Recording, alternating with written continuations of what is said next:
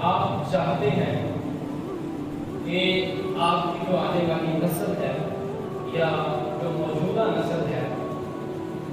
یہ حضور علیہ السلام کے ساتھ ان کا ربط قائم ہو جائے، ان کا ایک تعلق بن جائے، تو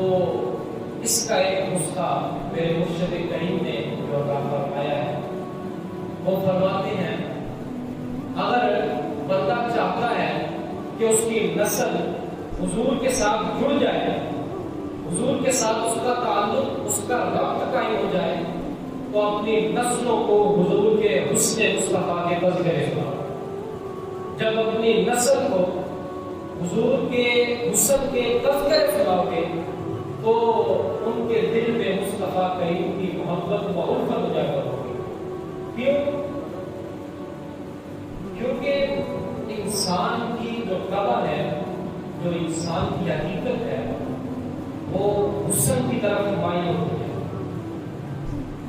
اگرچہ وہ غوث قضا کی رنگینیوں میں ہو، وہ پھولوں کی مہک میں ہو، وہ ساون کے نچڑتے بادل میں ہو، وہ جھیل کی بہتی آنکھ میں ہو، تو جس طرف بھی حسن ہوگا انسان کی جو طبیعت ہے وہ اس جانب راغب ہو جائے گی۔ تو کیا ہی اچھا ہے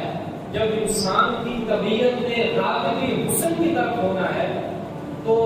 کیا ہی اچھا ہے ہم اس کے حسن کے بارے میں نہ بات کریں جس کی چوکھٹ پہ آ کے حسن بھی فقیر بنا ہوا ہے۔ کیا کی خوبصورت ہے اگر ہم اس کے حسن کے تذکرے چھیڑ لیں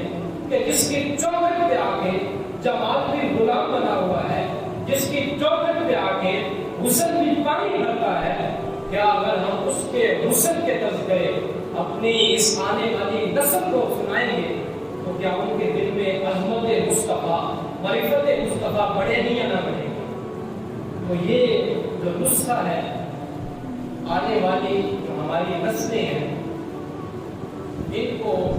حضور مصطفیٰ صلی اللہ علیہ وسلم کے اوصاف و کمالات کے تذکرے سنائیں، ان کے دلوں میں مصطفیٰ کریم کا جو مرتبہ اور مقام ہے